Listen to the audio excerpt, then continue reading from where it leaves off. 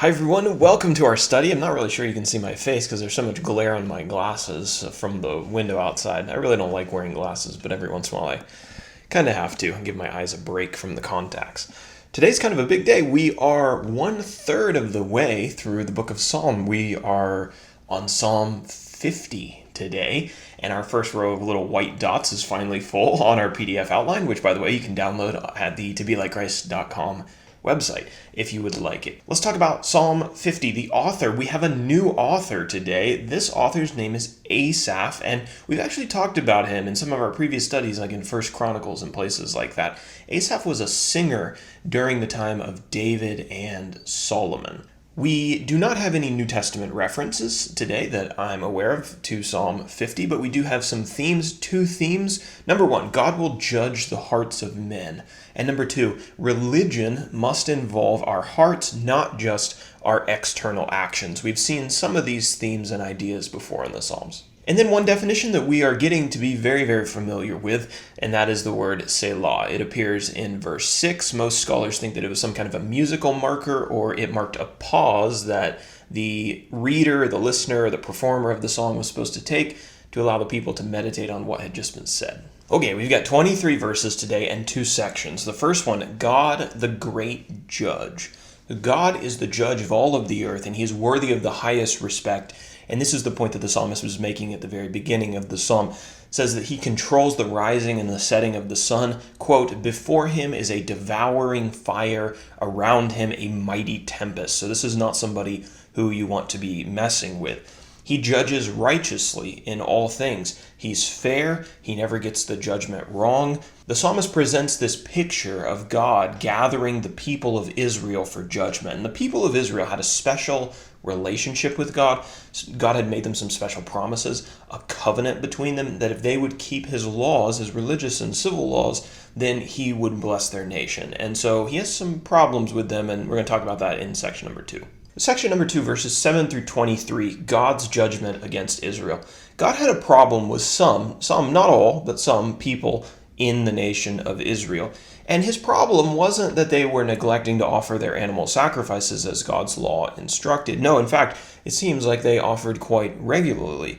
God's problem with them is that they were offering their sacrifices in an external display of religious devotion, but internally, their hearts didn't actually love God. And we find that out from the end of the chapter, which we'll discuss in a little bit. God made it clear that he didn't need animal sacrifices, right? God created the world. He doesn't need people to offer animals to him, especially people who have dishonest hearts. It wasn't the animals that interested him. He says, quote, I will not accept a bull from your house or a goat from your folds. For every beast of the forest is mine, the cattle on 1,000 hills. I know all the birds of the hills, and all that moves in the field is mine. God's like, I own all the animals. I made them all. I don't need you to bring them to me and sacrifice them to me as if, that's the thing that I'm really after. So God has no need of animals. He had instructed his people to offer these sacrifices, but those sacrifices were supposed to come from a place of love, from a place of thanksgiving, from a heart that genuinely loved God. Instead, he was receiving sacrifices from wicked people. He was receiving sacrifices from the wicked, people who hated his discipline, hated his law, people whose mouths were full of slander, and people who kept company with adulterers and thieves. And all those things were contrary to God's laws. The people were pretending to be religious by offering their sacrifices, but their lives exposed them as truly godless people. They assumed that God wasn't going to do anything about it. They assumed that they were just going to kind of get away with this,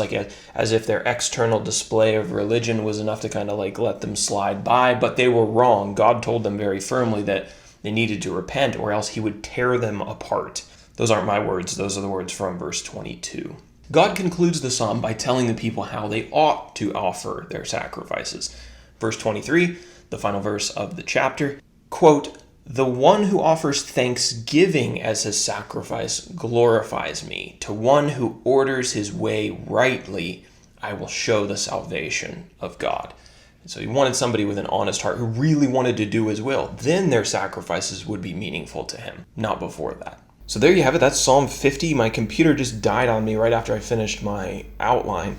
And so I'll finish this one up on audio, but I've lost my video. Let's talk about our application. What would be a modern application of offering sacrifices with a dishonest heart? People can be just as hypocritical in the modern day when they worship in a church without intending to live a God-guided life. You don't want to be the kind of person who gets up on Sunday morning, puts on their best clothes, puts on their best face, goes to church, worships with the believers, pretends like they're really into it, and then lives the rest of their week like they've never met God, like they've never heard a single instruction that God has given to his faithful ones. We don't want to offer a sacrifice of praise to God on Sunday and then disregard his words on Monday. That's exactly what these people were doing, essentially, in Psalm 50. I think there's a very direct application to the offering of praise that we give to God when we worship, and then how we live the rest of our lives. God will treat modern-day religious hypocrisy with the same severity that's described in Psalm 50. This is a psalm for those who are playing church. Don't play the hypocrite and think you are fooling God, because as we find out in Psalm 50, he's not fooled, and he's going to judge righteously in the end.